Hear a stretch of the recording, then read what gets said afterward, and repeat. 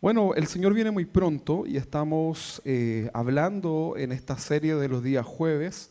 El tema se llama Volverá. El Señor ciertamente volverá.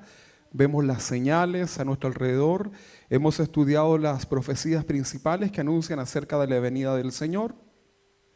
Hemos visto que existen muchas discusiones si el Señor vendrá antes de la tribulación, al inicio, en medio. Pero bueno, es un tema que no es relevante. Lo importante es que el Señor viene, ¿verdad?, por su iglesia y nosotros le esperamos, y Él tiene también la soberanía para venir en cualquier momento. Por ejemplo, en el próximo segundo podría venir también el Señor. Hemos aprendido también que en un parpadear seremos renovados, ¿verdad? Y toda esa tristeza que podemos traer en el corazón, solamente en un parpadear será transformado nuestro corazón, nuestra mente, y ya no habrá más llanto, más tristeza, más dolor en la presencia del Señor. De ahí en adelante, por una eternidad, seremos completamente felices y plenos en Él. ¿Qué hacer hoy día? Prepararnos, esperar a nuestro Señor en santidad, en temor, ¿verdad?, hacia Él. Bueno, la semana pasada veíamos cuáles son las señales previas al arrebatamiento. Y una de esas señales era la tibieza de la iglesia como una señal antes del fin, ¿verdad? Y hablábamos de este texto de que por haberse multiplicado la maldad del hombre, el amor de muchos se enfriará. Les pido perdón por mi voz. Hablábamos la semana pasada de estas características y hoy día vamos a seguir hablando acerca de señales que están antes de la venida del Señor. Punto número 3, anótelo ahí si usted desea. Hoy día más bien es algo un poco más histórico, porque son profecías que se deben cumplir para que el Señor también nos anuncie que Él viene pronto, ¿no? Y esta profecía nos habla del retorno del pueblo judío a Israel. Recuerden ustedes que el pueblo, según la historia, en el año 70, después del ataque del general Tito, ahí en Jerusalén, todo quedó disperso, ¿no? El Señor dijo, no quedará piedra sobre piedra, y así ha sido, ¿no? En ese lugar, los judíos, después de la persecución, tuvieron que salir a distintos lugares del mundo y ya nunca más pudieron volver a su tierra hasta este cumplimiento de la profecía. Vamos a ver si eso se cumplió. Entonces la Biblia nos presenta el renacimiento de Israel y el regreso del pueblo judío a su tierra como una de las señales proféticas incluso más significativas de los últimos tiempos, ¿ok? Entonces hay una profecía que habla acerca de la restauración nacional de este pueblo, ¿no? Incluso mire, después de casi 2000 años de diáspora, ¿sabe lo que significa diáspora? Significa dispersión, ¿ok? Después de haber sido separados, ¿verdad?, a través de esta diáspora, que era parte del juicio también de Dios sobre ellos, la Biblia profetizó que Dios traería a su pueblo, Israel, de vuelta a su tierra, ¿verdad? Ezequiel, capítulo 37, versículo 21. ¿Está bien? Okay. Ezequiel, capítulo 37, versículo 21 dice, y les dirás, así ha dicho Jehová el Señor, he aquí, yo tomo a los hijos de Israel de entre las naciones a las cuales fueron, porque habían sido dispersos, ¿no? Entonces dice, he aquí, yo tomaré a los hijos de Israel entre las naciones a las cuales fueron y los recogeré de todas partes y los traeré ¿a dónde? ¿Hacia América? A su tierra. ¿Cuál es su tierra? Israel, ok. Jeremías, capítulo 23, versículos 7 y 8 nos dice, por tanto, he aquí que vienen días, dice Jehová, en que no dirán más, vive Jehová que hizo subir a los hijos de Israel de la tierra de Egipto, sino vive Jehová que hizo subir y trajo la descendencia a la casa de Israel de tierra del norte y de todas las tierras a donde yo no los había echado y habitarán en su tierra. Entonces esto es una profecía que nos habla tanto en Ezequiel como en Jeremías de que el Señor ha prometido que su pueblo, a pesar, producto del pecado, producto de haber negado y de haber aceptado que Jesucristo era el Mesías, el Hijo de Dios, fueron dispersos, ¿verdad? Y durante prácticamente 2000 años estuvieron dispersos por distintos lugares. ¿Ok? Entonces el cumplimiento de esta profecía que vemos acá, tanto en Ezequiel como en Jeremías, se cumple, ¿saben qué año? 1948. En el año 1948 se cumple esta profecía con el establecimiento del Estado de Israel. Porque usted y yo conocemos a Israel, ¿no?, como un Estado, vemos que tiene una estructura, una presencia a nivel mundial, pero esto es a partir del año 1948, porque antes estuvieron dispersos, ¿no? No podían ellos volver a su hogar. Entonces, de alguna manera, este año 1948 reactiva, ¿verdad?, el reloj profético. Las personas cristianas que vivían en este tiempo, en el año 1948, y que conocían las profecías, fueron testigos del cumplimiento de lo que Dios había prometido. ¿Se dan cuenta? Porque Dios cumple sus promesas. Es muy importante, ¿no? La escatología, el estudio de la escatología nos ayuda a poder incluso aumentar nuestra fe, porque vemos el cumplimiento de la palabra, no importa la situación. Dios es soberano y lo que Él ha dicho se cumple. El hombre puede decir, no, yo haré esto, esto, otro, pero Dios cumple su palabra y nada se interpone en lo que Dios ha dicho. Entonces, es así como en el año 1948 se cumple esto con el establecimiento del Estado de Israel, ¿verdad?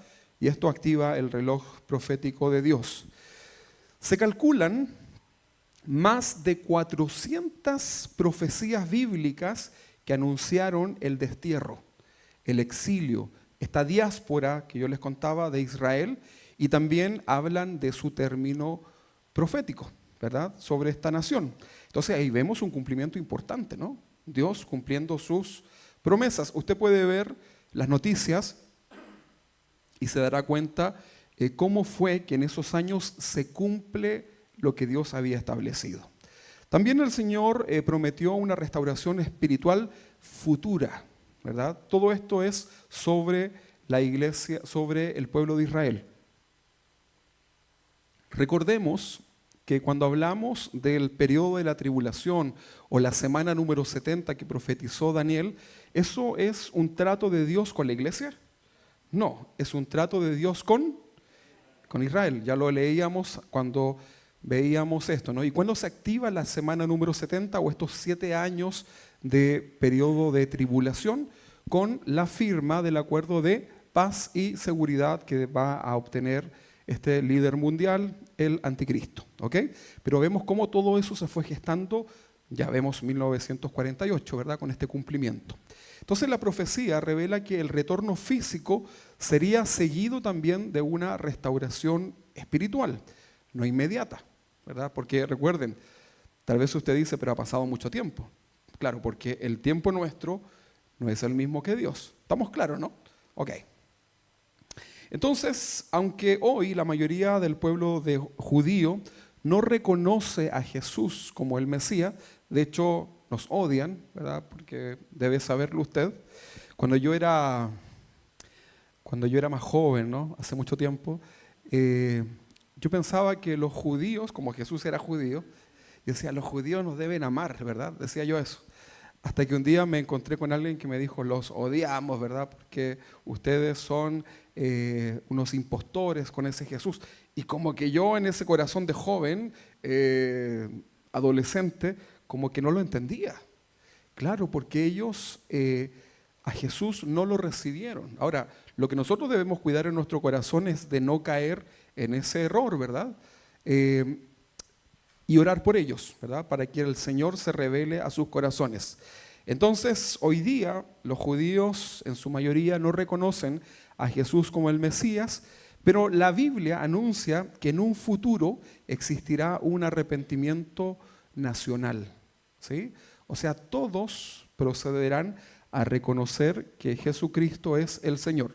Ese todo, por supuesto, no está hablando de un absoluto, ¿verdad? Está hablando en un concepto general, ¿ok? Siempre hay gente que rema hacia el otro lado. Ezequiel capítulo 36, versículos 24 y 26, dice así, Ezequiel 36, 24 y 26.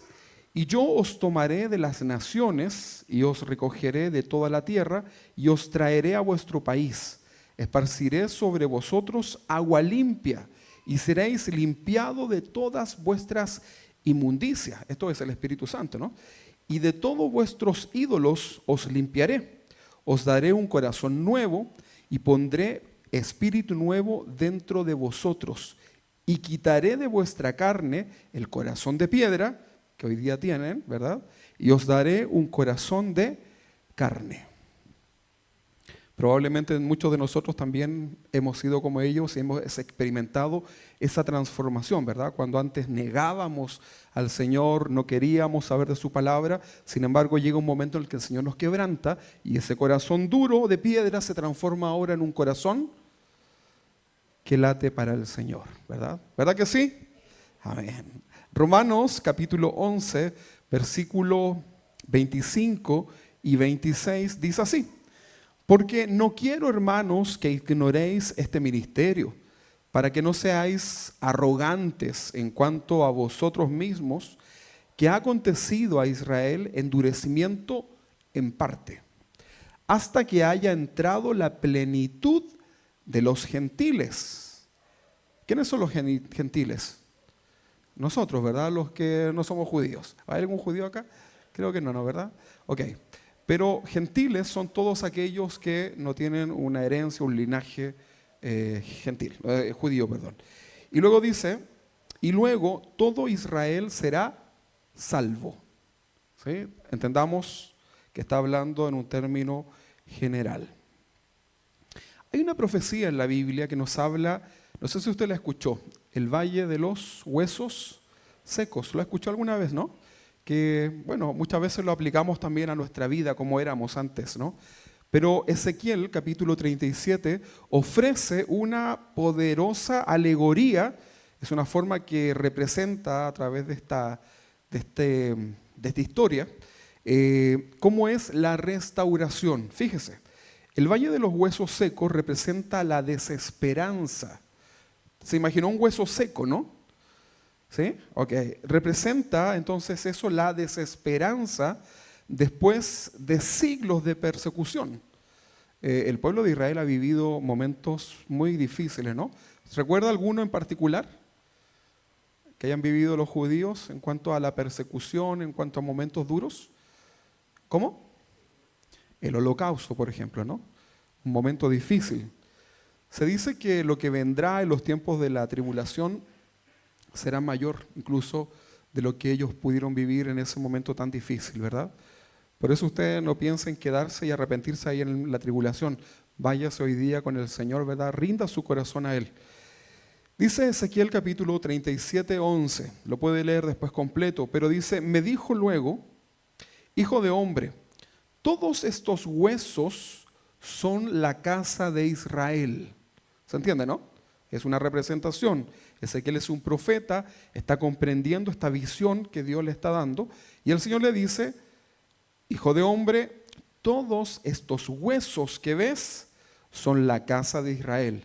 He aquí ellos dicen, nuestros huesos se secaron y pereció nuestra esperanza y somos del todo destruidos. Eso es lo que dicen, ¿no?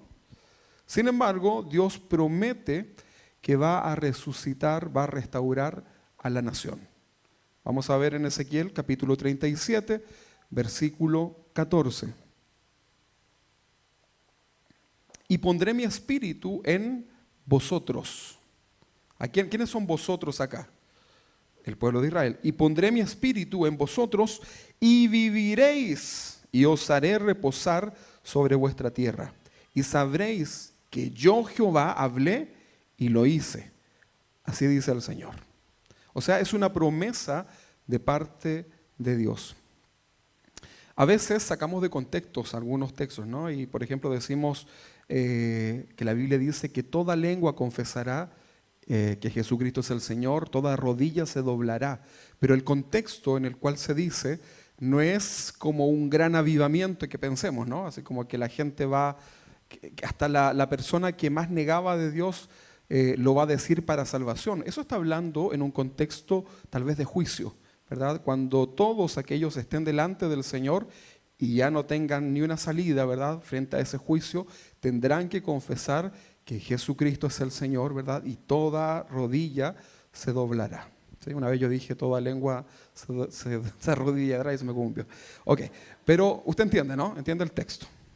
Entonces, hoy día, tú y yo, hermanos, tenemos esta oportunidad de conocer a Cristo, de poder ver esto como algo futuro, no en donde vamos a estar. Es necesario conocerlo porque es parte de nuestra serie.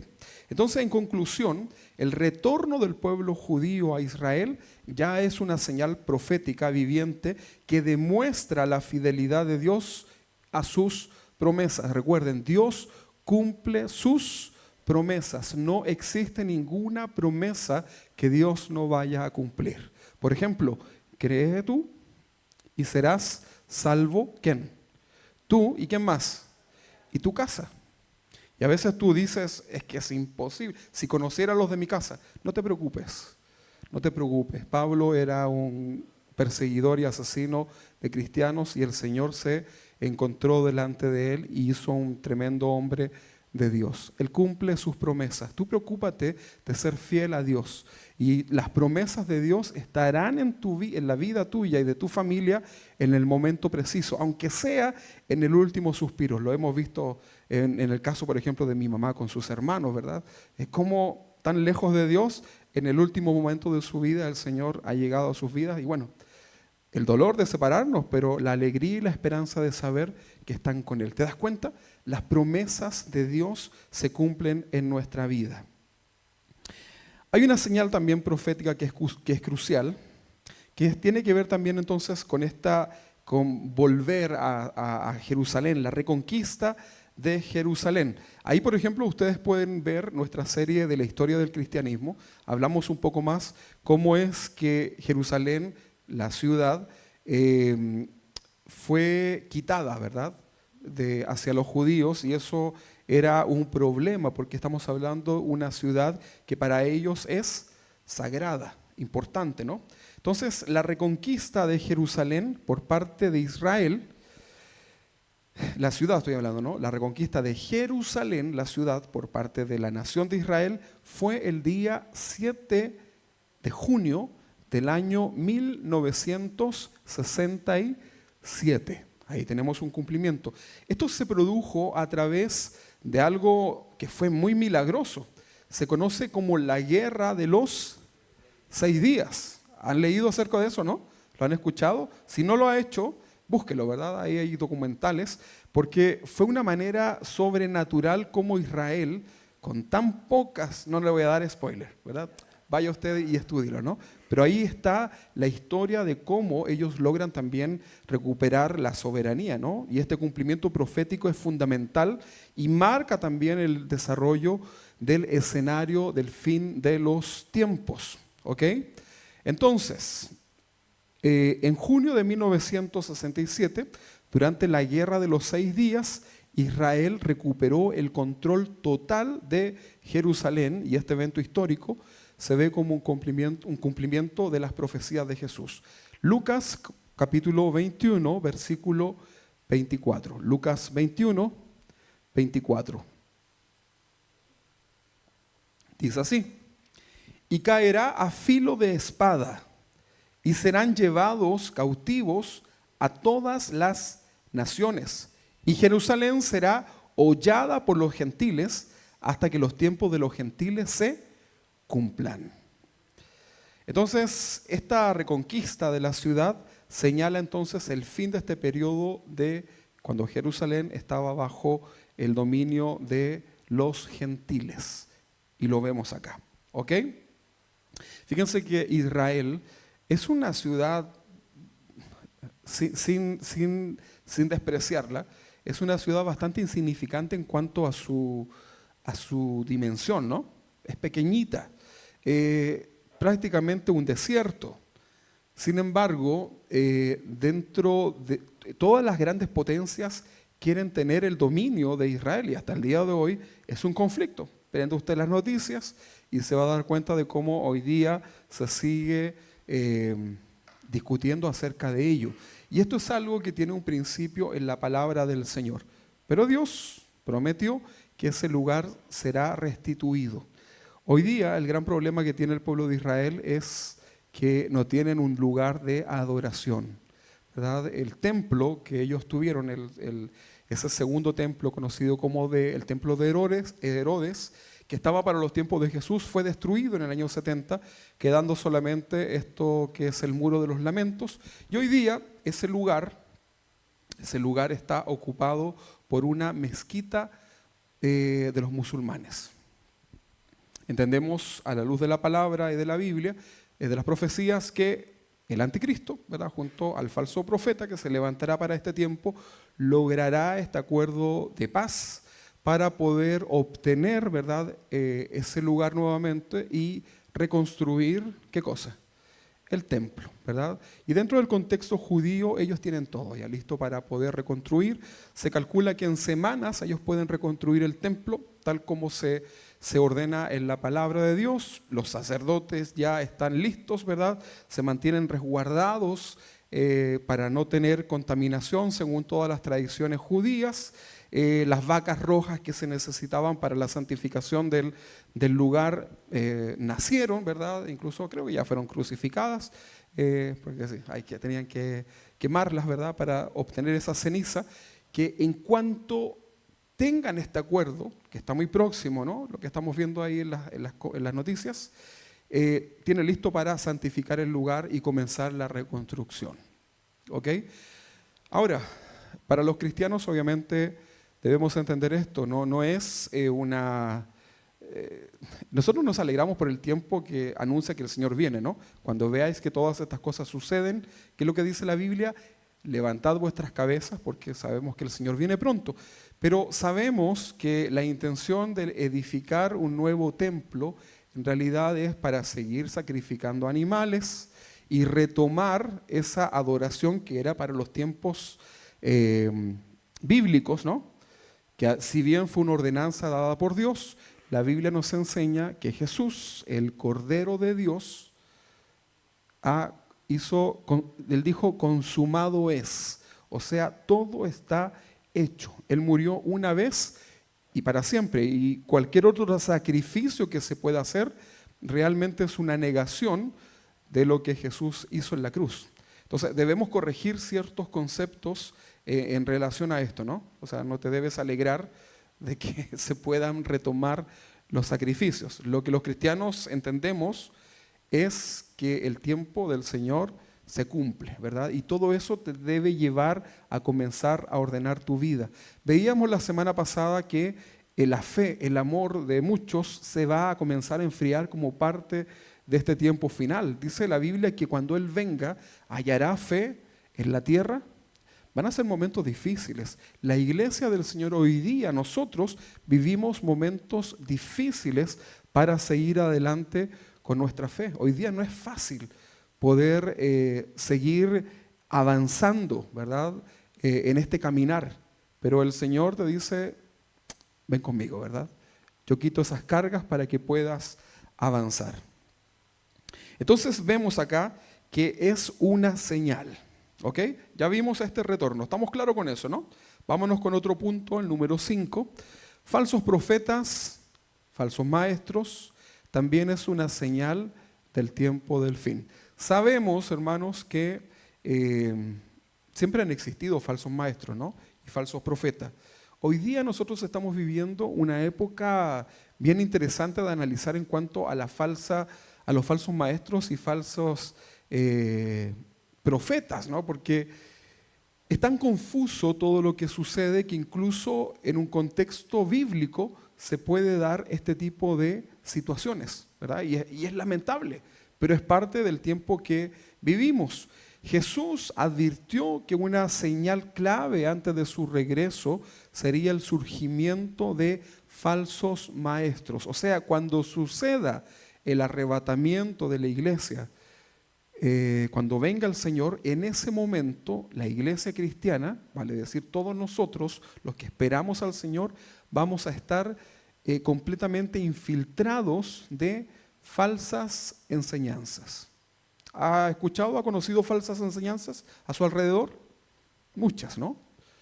Entonces, eso es una señal, hermanos, no es algo que nos debe sorprender. Obviamente uno dice, ¿pero cómo? Pero es algo que el Señor dijo que iba a suceder, era lo que iba a rodear, ¿no? Entonces, hay advertencias bíblicas en Mateo capítulo 24, ahí hay un contexto también de la segunda venida, ¿no? Las escrituras son claras. Dice Mateo 24, porque se levantarán falsos cristos, falsos ungidos se refiere, ¿no? Porque acá algunos, ¿verdad? Leyeron esto y dijeron falsos cristos, ya, y se disfrazaron como el Jesús de de Hollywood, ¿no? Y tú los ves que aparecen así como con túnica y dice la gente, un falso Cristo. No, hermano, eso es una, ¿qué puede ser? Una broma de mal gusto nada más, ¿verdad? Falsos ungidos, ¿verdad? Difíciles de percibir, ¿verdad? Ahí están los falsos cristos. Porque se levantarán falsos, con ese, cristos, con ese, y falsos profetas, o sea, muchos. Y harán grandes señales y prodigios. Imagínate, o sea, eso te puede confundir, ¿no? Si yo, por ejemplo, voy y oro por una persona y le digo, ¿qué tienes?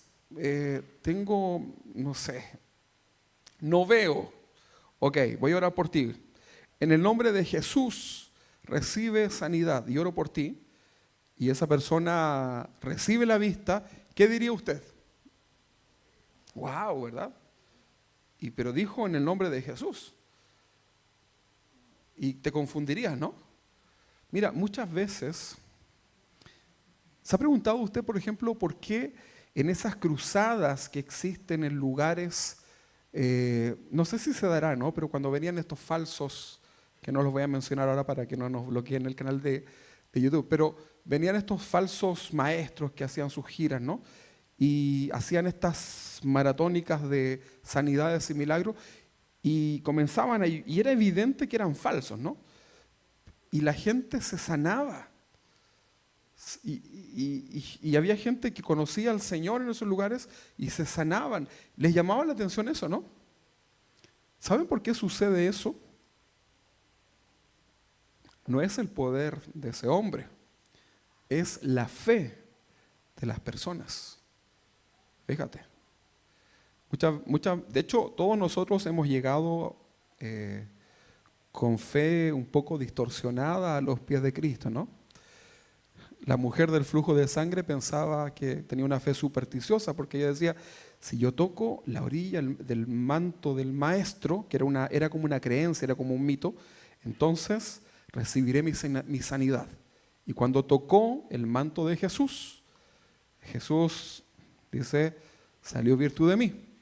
Y Jesús obviamente no tomó esa fe media errada, sino que miró su corazón, ¿verdad? Así como nos miró a cada uno de nosotros, ¿verdad? Que llegamos tal vez por conveniencia a Dios. Señor, quiero una novia, ¿verdad? Me voy a acercar a ti y me hago cristiano, ¿verdad? Y ya luego Dios trata contigo y terminas ahí, ¿verdad? Conociendo verdaderamente al Señor. Ahora, eso no es que sea un estándar, ¿no? Pero sucede en la mayoría de nuestros casos. Entonces la Biblia nos enseña que para este tiempo se levantarán muchos falsos maestros, falsos profetas, falsos cristianos, falsos pastores. Primera de Timoteo, capítulo 4, versículo 1. Primera de Timoteo, capítulo 4, versículo 1. Dice, pero el Espíritu Santo, ¿no? El Espíritu dice claramente que en los postreros tiempos, a futuro, algunos apostatarán de su fe. ¿Qué significa apostatar? Negar tu fe. ¿Sí? O sea, decir, yo ya no creo más en Dios. Eso puede ser producto de situaciones, tu pecado, o también porque eres dañado, ¿verdad? Por los falsos profetas, maestros. Entonces dice acá, algunos apostatarán de la fe escuchando a espíritus, estas son personas también, ¿no? Engañadores y doctrinas de demonios. O sea, cada persona que enseña una falsa enseñanza es una persona que enseña una enseñanza o una doctrina que acá dice que es de demonio. ¿Sí? Y esto es fuerte, ¿no? Pero créeme que es así. Y es muy triste. Desde un púlpito podríamos estar hablando doctrinas de demonios. Y eso es terrible. Como también es terrible decir algo y no vivirlo. También esto es muy terrible. La Biblia también nos enseña que existirá la manifestación de este engaño, porque el engaño se presenta de dos formas principales. Por ejemplo, en el caso de otras religiones, hoy día vemos, ¿saben ustedes cuál es la religión que más está creciendo? No somos los evangélicos, ¿no? Ni los cristianos. De hecho, vamos en caída por el mal testimonio, ¿verdad? Piensa tú, ¿por qué la gente no quiere venir a la iglesia? Tus amigos, la gente que te rodea. ¿Por qué? Por el mal testimonio, ¿verdad? De los cristianos, de los pastores, y no quieren venir a la iglesia, ¿verdad? Y tú le dices, pero vamos a la iglesia, ¿verdad? Si mi pastor no es tan malo. Bueno, tú le dices, ven, vamos a la iglesia, y la gente, no, es que yo no quiero ir. No quiero porque vi muchas cosas, ¿verdad? Cuando pequeño, cuando grande, la televisión, y la gente hoy día no quiere ir.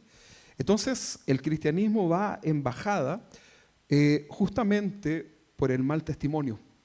Cuando la principal herramienta de evangelismo en los tiempos de cuando nace la iglesia cristiana era el testimonio, o sea, los cristianos se convertían por el testimonio, hoy día vemos que el testimonio es la piedra de tropiezo. Por eso tú, hermano, y yo debemos ser un buen testimonio. Haga bien su trabajo ahí, ¿verdad? Yo mañana tengo una reunión temprano, ¿verdad? Voy a hacer bien mi trabajo para que mi jefe me dé un buen aguinaldo. No, mentira. Saludo al jefe si me está mirando. Pero voy a hacer bien mi trabajo porque eso glorifica a Dios, ¿verdad? Y testifica que ser un cristiano, ¿verdad? Es integridad, ¿verdad? Y lo haces bien, ¿verdad? Si sales a barrer tu calle, bárrale un poquito también al vecino, ¿no? Bueno, está la vecina acá, a lo mejor me va a barrer un poquito más. No, si no lo decía por eso. Pero lo hacemos, ¿no? Sea un buen hijo de Dios, testifica ahí. Entonces decíamos que la manifestación del engaño tiene dos partes. Una es a través de otras religiones y una de las religiones que está hoy día creciendo más, ¿verdad? Tiene que ver, por ejemplo, como el Islam, el hinduismo, el budismo, incluso el ecumenismo, ¿verdad? Hoy día la gente dice, todos somos iguales, ¿verdad? Amémonos, ¿verdad? Todos juntos como hermanos. Gracias, hermano. Y parece una buena idea, pero es parte también del tiempo que se va a vivir. Ahora, eso pasa en otras religiones, ¿no? Pero ¿qué sucede dentro de la iglesia cristiana? Hay infiltración en la iglesia misma, ¿verdad? Y es muy peligrosa. Y se manifiesta, por ejemplo, dentro de nuestras iglesias cristianas. ¿Cuál es una de las doctrinas que más está dañando o ha dañado a la iglesia cristiana? Se conoce como la doctrina o el evangelio de la prosperidad. Muchas gracias, hermana. Gracias. Tomo mucha agua ahora, parece. Que con la alergia me...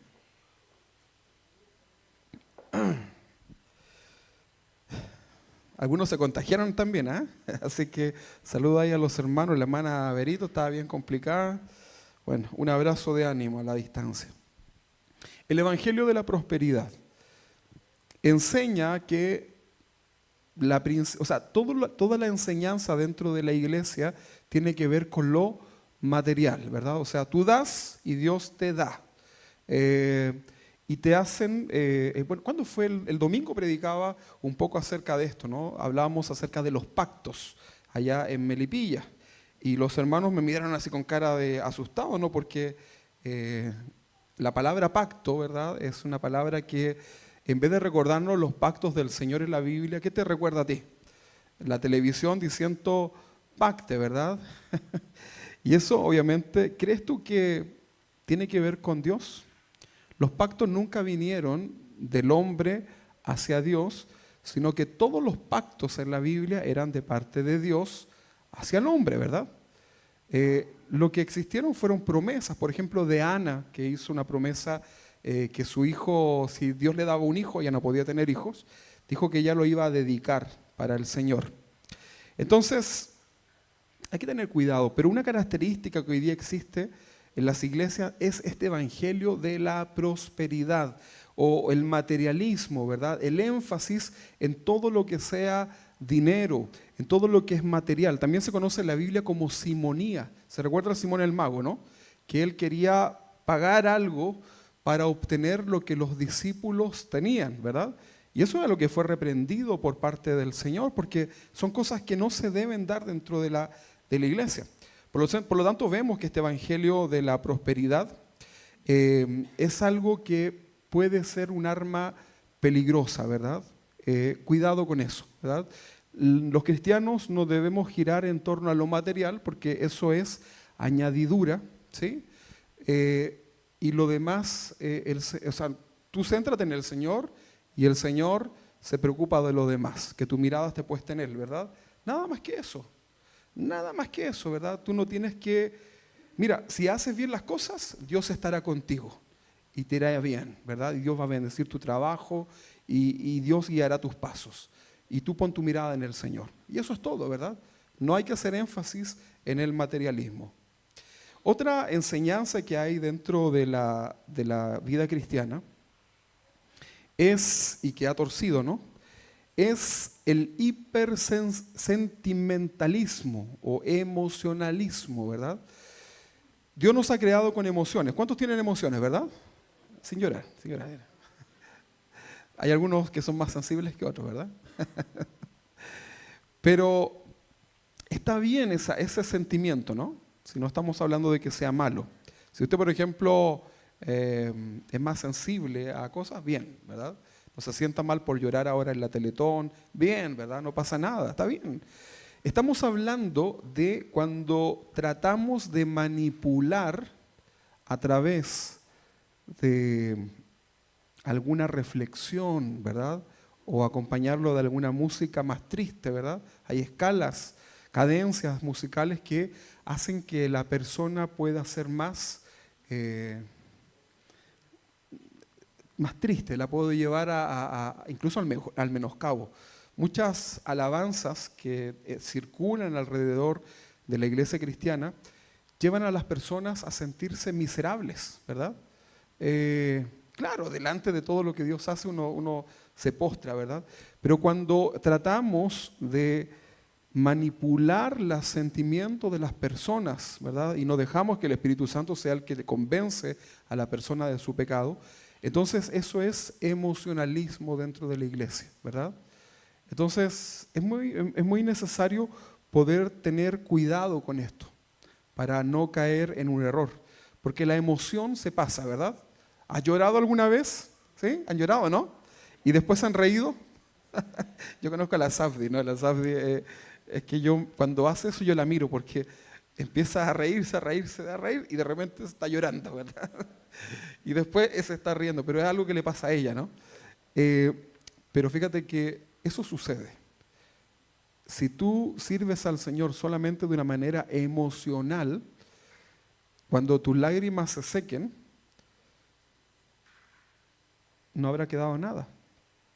Por eso es importante, ¿verdad? Si te emocionas, que sea en lo profundo. No tengas miedo en dejar que eso fluya, pero preocúpate de que sea algo que trascienda en tu vida, en tu testimonio, en tu vida, ¿no? Hay doctrinas incluso hoy día dentro de la iglesia cristiana de cosas que se ven demasiado bíblicas y con mucha profundidad en la palabra, pero que te llevan a la tibieza. Por ejemplo, hay una característica, hay una doctrina que habla de ser de salvo siempre salvo. Lo han escuchado, ¿no? O sea, hagas lo que hagas, como Dios te predestinó para salvación, entonces no importa, vas a ser salvo, ¿verdad? Pero hay que tener mucho cuidado porque te puedo mostrar textos y podría sonar muy convincente, pero eso te puede llevar a una tibieza espiritual, Porque tú dices, bueno, sí, no importa, sí, yo, total, si peco y el Señor ya dijo que yo soy salvo, de alguna forma voy a estar bien después. Y te lleva a una tibieza espiritual. Y debemos tener cuidado con esas enseñanzas. Fíjense que los judíos religiosos de los tiempos de Jesús eran estrictos observantes de la ley. ¿Sabes lo que significa eso, no? Estrictos observantes. O sea, ellos se preocupaban de cumplir la ley, pero 7 veces lavado de manos, ok. 1, 2, 3, 4, 5, 6, 7, ¿verdad? Cumplí. El sábado a las 6 o'clock del día viernes, parte el sabbat, y al otro día, el sábado a las 6, terminaba al pie de la letra. Pero en sus corazones no había amor al prójimo, ¿verdad? Y el Señor los reprendió por eso. Entonces debemos cuidar porque hay ciertas enseñanzas que podemos tener en el corazón que nos pueden estar llevando a una inestabilidad espiritual. Por eso siempre busquemos esa llenura de parte del Señor. Cada mañana al despertar, hermanos, busca del Señor. No te levantes ni te pongas tus pantuflas, bueno, si oras con pantuflas, sí, sin haber orado al Señor, ¿verdad? No partas tu día sin hacer eso, ¿verdad? Antes de bañar y limpiar tu cuerpo físico, primero limpia tu corazón delante del Señor. Eso te va a llevar a vivir, vas a mejorar tu vida espiritual. Vas a comenzar a tener mejores decisiones en tu día a día. Entonces, otras doctrinas y enseñanzas que se están viendo hoy día, y esto es muy preocupante, ¿no? Es el espectáculo y el entretenimiento. Hoy día en Chile ya tenemos muchas iglesias que son más bien, Movistar Arena ya quedó atrás, ¿verdad? Y no tengo nada, no es que seamos envidiosos, ¿no? Pero el tema es cuál es la motivación de todo aquello, ¿verdad? Puede ser más importante la gráfica que el corazón. Y eso está llevando a muchos a desarrollar la sensibilidad de sus sentidos y descuidar el corazón, ¿verdad? Entonces el culto, ¿cómo estuvo el culto? Bien, la alabanza, wow, así, pero todo bien, ¿verdad? ¿Y qué más? No, el sonido espectacular. ¿Qué más? No, los asientos, era como para el cine, ¿no? ¿Y qué más? No, y el pastor, ¿verdad? Tonificado, ¿verdad? No era mi caso. Todo bien, ¿verdad? Todo externamente bien. Ya, pero ¿y de qué hablaron? ¿Cómo era? Me acuerdo si era Génesis o los caballos del Apocalipsis, pero bien, incluso hasta lloré. ¿Y por qué lloraste? No sé, de pronto me tocó el Señor, ¿no? Ya, pero ¿qué pasó, verdad? Entonces, todo es un espectáculo, ¿verdad? Y todo organizado, ¿verdad? Y te ponen cositas, ¿verdad? Y todo bien organizado, pero no es Cristo el centro de ese lugar. Podría ser todo tan hermoso, ¿no? Que fuera así de perfecto, así de bonito, pero con Cristo sentado con autoridad en ese lugar, ¿verdad? Entonces se reemplaza la palabra de Dios por producciones multimedia, conferencias motivacionales y finalmente no queda nada. Todas estas desviaciones tienen un origen común: alejar a los creyentes del verdadero evangelio, que se centra ¿en qué? En el arrepentimiento. Tú debes ir a tu casa cada semana con algo para cambiar, ¿verdad que sí? ¿Cuántos de ustedes tienen algo que cambiar hoy día? Te tienes que ir a tu casa con algo que Dios haya hablado, algún área en tu vida a cambiar. Señor, voy a empezar a orar más. Me voy a levantar un poquito antes, Señor. Lo voy a poner 3 horas antes, sino que 5 minutos antes mi despertador para poder orar y estar contigo. Luego ya lo pones 10 y así, ¿no? Pero cada semana tú te debes ir a tu casa con un desafío de parte del Señor y cuidar esa palabra para que tus afanes no terminen abrumando lo que Dios te ha puesto, porque el verdadero evangelio se basa en el arrepentimiento. O sea, venir a la casa del Señor, leer la palabra te lleva al arrepentimiento en tu vida. ¿Arrepentimiento de qué? Sí, Señor, me arrepiento de la mala esposa que tengo, ¿verdad? O de los malos hijos. No, no. Arrepiéntete de tus propios pecados. Creo que hay varios, ¿no? A ver, le hago la pregunta. ¿Alguno de ustedes ya no tiene ni un pecado o alguna área en su vida que tratar? Bueno, parta por uno, ¿no? El verdadero evangelio es arrepentimiento. Te lleva a el temor de Dios. Tener una vida temerosa. A veces los católicos son mucho más temerosos en las mismas iglesias, ¿no? No vuela una mosca. Están ahí atentos, ¿verdad? Pero debemos aprender de esto. Vivir en el temor de Dios, incluso en tus pensamientos, porque a veces podemos estar acá y tus pensamientos puestos en muchas partes. Entonces, recuerda que Dios mira tu corazón. Cuando tú salgas de acá, de este lugar de adoración, tú debes decir, bueno, ¿encontró Jesús en mi vida un verdadero adorador? ¿Lo hizo realmente o estaba tan afanado en el día de mañana, en los quehaceres, en la Navidad, ¿verdad? O si pasará el camión de Coca-Cola cerca de mi casa, ¿verdad? Para ir a mirarlo, que va a pasar el jueves, así que van a tener que venir acá. Pero fíjate que los afanes te llevan a perder lo que Dios tenía para ti. Entonces recíbelo, atesóralo, ¿verdad? Aunque sea una cosita de este día, ¿verdad? Tómalo para ti y atesóralo. Conclusión, el aumento dramático de falsas enseñanzas, tanto fuera como dentro de la iglesia, es una señal bíblica de que el Señor viene pronto.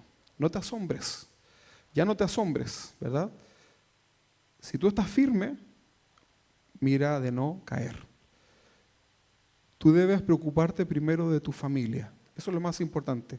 La familia es tu ministerio principal. Después preocúpate de los niños de África y todo lo demás. Está bien eso, no está mal.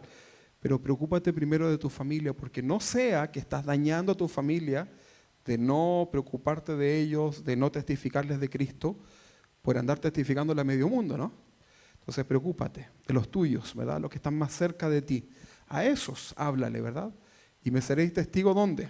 Dijo Jesús, en Chile, en Europa, dijo, en Judea, ahí donde estaban, en Samaria, que era lo que venía, y hasta lo último de la tierra. La vida cristiana es una vida en orden, ¿verdad? Todo lo demás te valida y te da autoridad espiritual para que tú puedas llevar a otros esta muy buena noticia.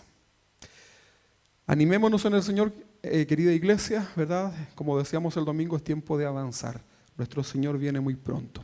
Vamos a ponernos de pie y vamos a orar a nuestro Dios en esta noche de día jueves.